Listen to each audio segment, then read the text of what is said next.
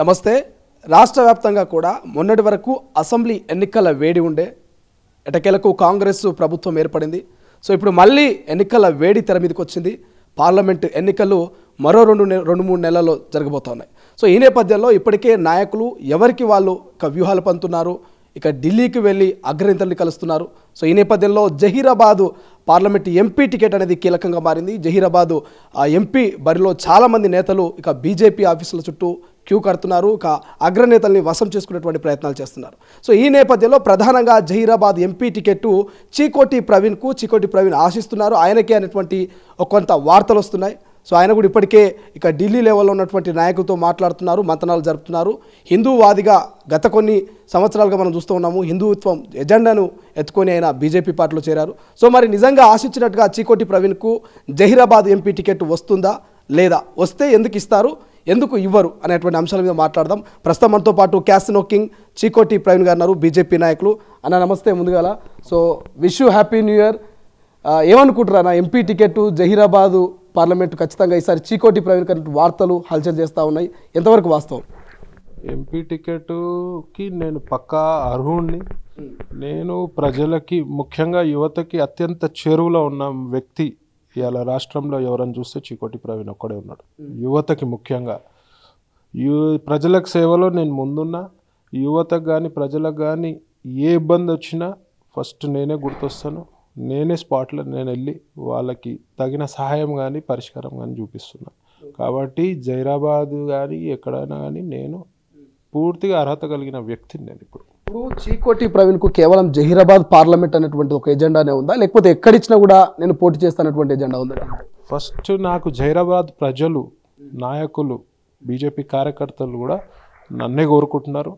ఇప్పుడు కూడా జహీరాబాద్ నుంచి ఒక 50 మంది రాబోతున్నారు కలవనికి, మీరు రావాలన్న అని చెప్పి. నాకు రోజు 100 ఫోన్లు వస్తున్నాయి. కాబట్టి నాకు జహీరాబాద్పై ఎక్కువ ఇష్టం ఉంది. ఎందుకంటే అక్కడ నన్ను ప్రజలు కోరుకుంటున్నారు, ముఖ్యంగా యువతరం కోరుకుంటున్నారు. జహీరాబాద్ అనగానే ఒక హిందుత్వం బెల్ట్, అదంటే ఎంత హిందుత్వం వివాదం ఎక్కువగా ఉంది. సో ఈ నేపథ్యం కోసం ఎంచుకున్నారా, లేకపోతే వేరే ఏమైనా కారణాలు ఉన్నాయా జహీరాబాద్ ఎంచుకోవడానికి? ముఖ్యంగా నేను లాస్ట్ టైము 1-2 సార్లు రామనవమికి అక్కడ పోయినందుకు అక్కడ నేను ఇచ్చిన స్పీచ్లకు కానీ ముఖ్యంగా యువకులు అక్కడ మిగతా వాళ్ళు కూడా ప్రజలు కూడా బాగా నచ్చింది నేను మాట్లాడే విధానము. ప్రవీణ్ అన్న ఇప్పుడు ఉన్న లీడర్లు ఎంత మటుకు ప్రజలకు చేరువలో ఉన్నారో అందరికి తెలిసిన విషయమే, ముఖ్యంగా ఎంపీలు. సో ఇవాళ ప్రవీణ్ అన్న వస్తే మా సమస్యలు తీరుతాయి. ప్రవీణ్ అన్న ప్రజల మంచి, ప్రవీణ్ అన్న ప్రజలలోకి వెళ్ళి పుట్టుకొచ్చిన మంచి, కాబట్టి అక్కడ ఉన్న ప్రజలు నన్ను కోరుకోవడం జరుగుతుంది. సో గతంలో క్యాసినో కింగ్ అనేటువంటి ఒక పేరు ఉండే, క్యాసినో ఆడి ఇక ఇతరితర కార్యకలాపాలు చేసినటువంటి ఒక రిమార్క్ ఉండే. కానీ ఎప్పుడైతే బీజేపీ పార్టీలో చేరారో, ఎప్పుడైతే హిందూ ఎజెండాను ఎత్తుకున్నారో ఆ రిమార్క్ కాస్త తొలగిపోయింది అనుకుంటున్నారా? నేను క్యాసినో నాది లీగల్ వ్యాపారం ఒకటి. ఫస్ట్ థింగ్ వచ్చిన ఈడీ కేసులు అవన్నీ మీరు చూసిండు, ఏమైనాయో అవన్నీ ఎక్కడ లేవు, బుట్టదాఖలైనాయి. తర్వాత వచ్చేసి ప్రజలకి నేను బీజేపీకి జాయిన్ అవ్వడం కారణం హిందుత్వం మేజర్గా. నేను బీజేపీలోకి రాకముందుకే నేను 1 ఇయర్ నుంచే హిందుత్వం ఎజెండా ఎత్తుకున్నా. ఎందుకంటే ఆ 1 ఇయర్లో హిందుత్వంపై బాగా విపరీతమైన దాడులు జరిగినాయి. ముఖ్యంగా ఇంకేందంటే నేను మాట్లాడే వాయిస్ ఇంతకుముందు వేలలో రీచ్ అయ్యేది. ఎప్పుడైతే ఈడీ రైడ్స్ ఇవన్నీ వచ్చి నేను ఎట్లయితే ఎదుర్కొన్నానో సమాజాన్ని కూడా ఎదుర్కోవడం జరిగింది, విమర్శలను ఎదుర్కోవడం జరిగింది, మీడియాను తట్టుకున్నాను. ఈ ప్రతిపక్ష పార్టీలు, ఆ పార్టీలు, ఈ పార్టీలు అన్నీ కూడా మూకుముడిగా దాడి చేస్తే ఎదుర్కొన్నందుకు ప్రజలకి గట్టి మనిషి అని ఒక నమ్మకం కలిగింది. అప్పుడు నేను ఇచ్చే వాయిస్ కొన్ని లక్షల కోట్ల మందికి వెళ్ళింది. కాబట్టి నేను అప్పటి నుంచి మాట్లాడడం జరుగుతుంది హిందుత్వం గురించి. నేను ఆ 1 ఇయర్ పీరియడ్లో హిందువులపై చాలా రకాల దాడులు జరిగినాయి, గోవుపై చాలా రకాల గోహత్యలు జరిగినాయి రాష్ట్రంలో. గత బీఆర్ఎస్ ప్రభుత్వ హయాంలో గోహత్యలు జరిగినన్ని హత్యలు ఏ ప్రభుత్వ హయాంలో జరగలే. అధ్వానంగా ఎంఐఎం పార్టీ వాళ్ళు సంకనాకుతూ బీఆర్ఎస్ వాళ్ళు ఏది చెప్పింది అది నడుచుకుంటూ పోయింది. ముఖ్యంగా గోహత్యలు జరిగింది. దానిపై ఎట్లా అంటే ఇట్లా రక్తం బాయిల్ అయిపోయింది, బ్లడ్ బాయిల్ అయింది. ఏ రకంగా అయితే గోవులపై దాడి జరిగింది నేను ఎదుర్కోవడం స్టార్ట్ చేసిన. ఎదుర్కొన్నందుకు నాపై కేసులు కూడా పెట్టడం జరిగింది.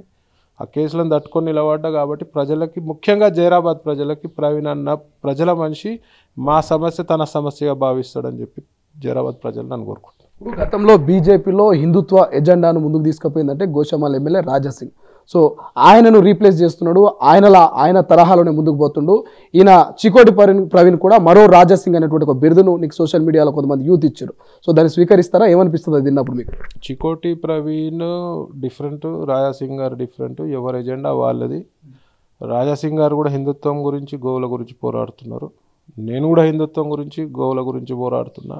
ఎవరికే ఓన్లీ హిందుత్వం గురించి కాకుండా ఎవరికి ఏ సమస్య వచ్చినా నా తలుపులు తెరిచి ఉంటాయి. ఇప్పుడు కూడా ఎవరు కూడా నా ఇంటికి వచ్చిన వాళ్ళు ఖాళీగా పోయింది దాఖలు లేవు. ఏదో చిన్న చిత్కా పెద్ద ఏ రకంగా అయినా సాయం చేస్తా. ముఖ్యంగా హిందువులపై దాడిని మాత్రం అస్సలు నేను సమర్థించాను.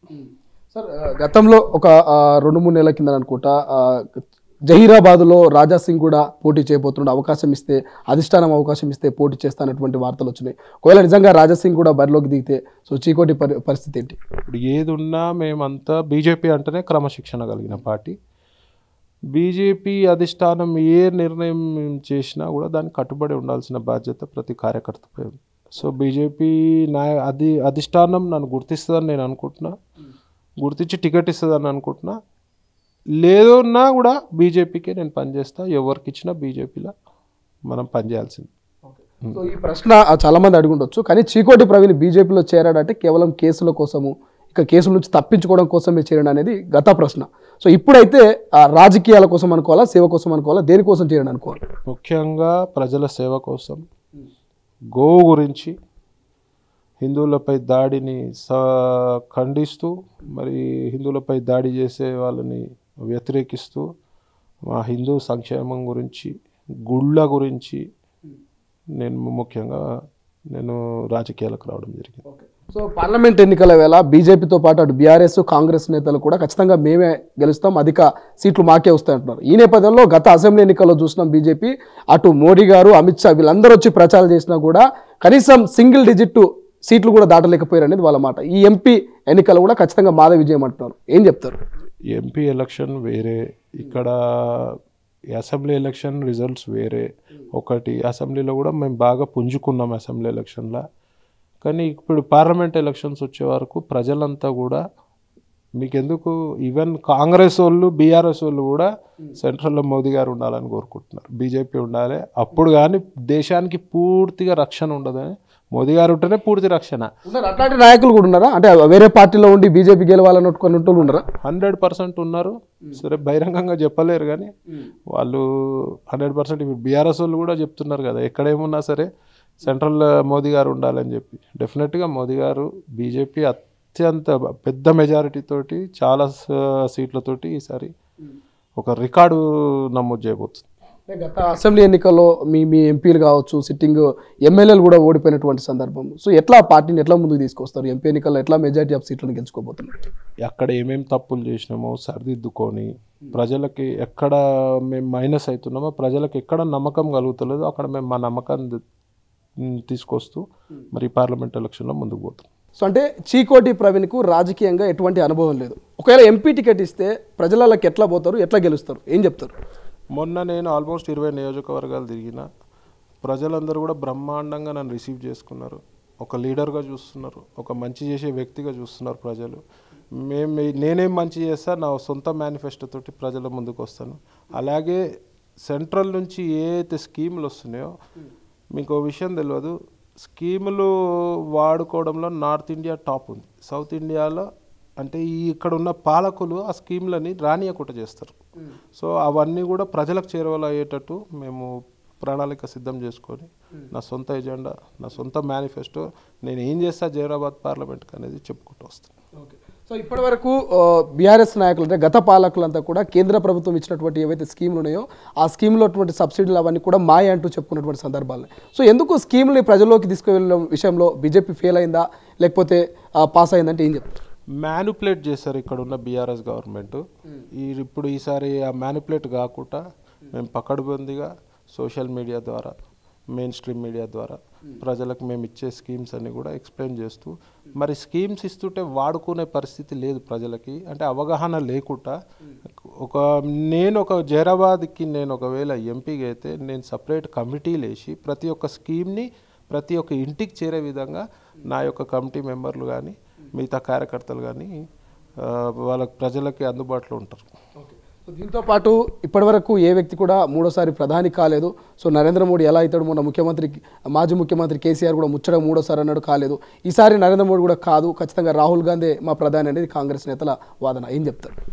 ఇప్పుడు రికార్డు బద్దలు కొట్టడంలో మన ప్రధానికి మించిన వాళ్ళు లేరు. సో ముచ్చటగా మూడోసారి ప్రధాని ఈ యొక్క ఇలా ఉన్న డ్రీమ్స్ అన్ని కూడా కుల్లగొడతారని చెప్తారు. ఇప్పటికే 20-25 రోజులు అవుతున్నది నూతనంగా కాంగ్రెస్ ప్రభుత్వం ఏర్పడి. ఈ 20-25 రోజుల మీద ఏమైనా కామెంట్ చేస్తారా? ఏమనిపిస్తుంది మీకు? నేను ఒకటే చెప్తా, ఇప్పుడే టూ ఎర్లీ 20-25 రోజులలో వాళ్ళు కూడా సెటిల్ కావాలి. ఎందుకంటే ఏ గవర్నమెంట్ కన్నా మనం టైం ఇవ్వాలి. సో ఇంకోటి ముఖ్యంగా నేను ఒకటే అడుగుతా, కాంగ్రెస్ పార్టీ రేవంత్ రెడ్డి గారికి ఒకటే విన్నమిస్తున్నా, మీరు కరెక్ట్ ముఖ్యమంత్రి, మంచి పాలన చేస్తారని మేము అనుకుంటున్నాము. మీరు ఒకవేళ మంచి పాలన చేయాలనుకుంటే, చిత్తశుద్ధి ఉంటే, ఫస్ట్ ఈ బీఆర్ఎస్ ప్రభుత్వము స్కీమ్లో పెట్టుట దునియా స్కాములు చేశారు. ఆ స్కాములన్నీ వెలికి తీసి వాళ్ళతో డబ్బు కక్కించి వాళ్ళందరినీ జైల్లో పెట్టాల్సిందిగా మనం చేస్తున్నాము. నమ్మకం లేదా చికోటి ప్రవీణ్కు? ఎందుకు ప్రభుత్వం చట్టరీత్యా చర్యలు తీసుకోదు బీఆర్ఎస్ మీద నమ్మకం లేదా? నేను అదే అంటున్నా కదా, నాకు రేవంత్ రెడ్డి గారి మీద నమ్మకం ఉంది, చేస్తారని. సో ఎక్కువ టైం తీసుకుంటే వాళ్ళు ఇంకా మొన్ననే చూసిరు కదండి, ఆఫీసులలో చొరబడి ఫైళ్ళు దొంగతనాలు చేసేయడం అవన్నీ చేసిరు కదా, దాని మీద మరి ఇంకేం రిజల్ట్ తీసుకొచ్చారు? ఇప్పటివరకైతే దాని మీద ఏం యాక్షన్ తీసుకున్నట్టు కనపడలేదు. సో అవన్నీ కాకుండా వాళ్ళకి టైం ఇవ్వకుండా లోపాకాయ ఒప్పందం కాకుండా లోపల వీళ్ళంతా ఒప్పందం కాకుండా మీరు రేవంత్ రెడ్డి గారు చర్య తీసుకోకపోతే మాత్రం డెఫినెట్గా బీఆర్ఎస్ కాంగ్రెస్ ఒకటే అని మాత్రం ప్రజలు అనుకుంటారు, మేము కూడా అనుకుంటాం. ఇప్పుడు 6 గ్యారెంటీలు అనేది ప్రకటించింది, అందరికీ తెలుసు. అందులో ఒక 2 ఆల్రెడీ అమలు చేసింది. సో ఏమనిపిస్తుంది, ఒకవేళ 6 గ్యారెంటీలు సాధ్యమవుతుందా మీ అనుభవం ప్రకారం? నేనైతే సాధ్యపడదని అనుకుంటున్నా. ఒక 6 నెలల్లో వాళ్ళ రిజల్ట్ తెలుస్తుంది. అంత ఈజీ కాదు. అవి ఆల్రెడీ డెఫిసిట్ బడ్జెట్లో ఉన్నాం మనం. వాళ్ళు 60,000 crores బీఆర్ఎస్ రాకముందు మన సపరేట్ తెలంగాణ అన్నప్పుడు బడ్జెట్ మైనస్లో ఉండే, డెఫిసిట్ ఉండే. ఇప్పుడు నాకు తెలిసి 4 లక్షల కోట్లు 7 లక్షల కోట్లు పైన అయింది. మరి ఆల్రెడీ ఇంత అప్పు అయింది, ఇంకా అప్పులు ఏంటి తెస్తారు, ఎవరు ఇస్తారు, ఏంది పరిస్థితి అని చెప్పి నేను అడుగుతున్నా. ఈ ఇన్ని లక్షల కోట్లల్లో నాకు తెలిసి 2 లక్షల కోట్లు అయితే బీఆర్ఎస్ నాయకులు, ముఖ్యమంత్రి కానీ వాళ్ళ తనయుడు కానీ బీఆర్ఎస్ మంత్రులు కానీ అక్రమ సంపాదన కమిషన్ల పేరిట్లా లేకపోతే కబ్జాల పేరిట్లా ఏమేమి చేసారో 2-3 లక్షల కోట్లు అయితే వీళ్ళు గక్కేయగలుగుతారు. అది గక్కిచ్చిన రోజు రేవంత్ రెడ్డి గారు రియల్ ముఖ్యమంత్రి అని రేవంత్ రెడ్డి గారికి నేను ప్రశంసిస్తాను. సో కర్ణాటకలో కర్ణాటక గెలిచి కూడా 6 నెలలు అయిపోతుంది, ప్రభుత్వం సాఫీగా ఉంది. కానీ తెలంగాణలో ఉన్నటువంటి కొంతమంది బీజేపీ బీఆర్ఎస్ నాయకులు తెలంగాణలో కాంగ్రెస్ ప్రభుత్వం కూలిపోతున్నట్టు వ్యాఖ్యలు చేశారు అనేది వాళ్ళు ప్రధానంగా వాళ్ళు చెప్తున్నటువంటి మాట. సో ఇటువంటి వ్యాఖ్యలు చేయడము నిజంగా మంచిదే అంటారా? ఏం చెప్తారు మీరు? అంటే మనం ఇంకో 6 months టైం ఇవ్వాలి వీళ్ళు ఎట్లా పాలన చేస్తారు అనేది. ఎందుకంటే లాస్ట్ ప్రభుత్వం బీఆర్ఎస్ ప్రభుత్వం దునియా స్కాములు చేశారు కాబట్టి ఆ స్కాములు వెలికి తీసి మరి ఎక్కడెక్కడ మైనస్లు ఉన్నాయో కరెక్ట్ చూస్తూ మరి ప్రజలకి ముఖ్యంగా సేవ చేయాల్సిన బాధ్యత, తెలంగాణకు అన్యాయం చేయకుండా మరి మిమ్మల్ని నమ్మి ప్రజలందరూ కూడా ఓటేసి బీఆర్ఎస్కి యాంటీ చేసిరా ఏది చేసినా కాంగ్రెస్ని అయితే నమ్మిరు కదా. నమ్మినప్పుడు మీరు వాళ్ళకి వెన్నుపోటు ఒడవకుండా ముఖ్యంగా బీఆర్ఎస్ స్కాములన్నీ బయటకు తీయాలని చెప్పి నేను మనవి చేస్తాను. సో మొన్నటిదాకా మీ బీజేపీ పార్టీలో ఉన్నటువంటి ముఖ్యమంత్రి అభ్యర్థి కూడా కాంగ్రెస్లోకి రాబోతున్నటువంటి ఒక వార్త చక్కర్లు కొట్టింది. సో చాలామంది ఒక 2-3 నాయకులు కూడా పోతున్నటువంటి వార్తలు వస్తూ ఉన్నాయి. సో నిజమే అంటారా? ఒకవేళ పోయే అవకాశం ఉందా? అందులో చికోటి ప్రవీణ్ కూడా ఏమైనా ఉంటారా? కాంగ్రెస్లోకి వెళ్ళే అవకాశం ఉందా? నేనైతే బీజేపీలోనే ఉంటా. మిగతా వాళ్ళదైతే నాకు తెలియదు నేను స్పందించడం కరెక్ట్ కాదు. నాకు తెలిసి అయితే ఎవరైతే పోరు అని నేను అనుకుంటున్నాను. ఇప్పుడు బీజేపీలో 2-3 వర్గాలని, ఈటెల వర్గము, బండి సంజయ్ వర్గం, కిషన్ రెడ్డి వర్గం అనేది బయట ప్రచారం నడుస్తుంది. ప్రచారమేనా నిజంగా వర్గాలున్నాయా బీజేపీలో? నేను ఇప్పుడే జూనియర్, నేను ఇంకా పార్టీలో నాది అవి ప్రచారాలే నేను అనుకుంటున్నా. అందరు కలిసిమెలిసి మొన్న కూడా అందరం కలిసే చేసినాం కదా, అందరు లీడర్లు కలిసిమెలిసే పోరాటం చేసినాము. సరే అన్ఫార్చునేట్గా కాంగ్రెస్ని ప్రజలు కోరుకున్నారు, అది వేరే విషయం. మేము ఎక్కడైతే మైనస్ అయినామో, ఎక్కడైతే నమ్మకం కొంచెం కోల్పోయినామో అక్కడంతా మేము వర్క్ చేసి గట్టిగా ప్రజల పక్షాన్ని నిలబడి ఈ ప్రభుత్వం ఏమైనా తప్పులు చేస్తే నిలదీస్తాం అండ్ ప్రజలకు చేరువవుతాం.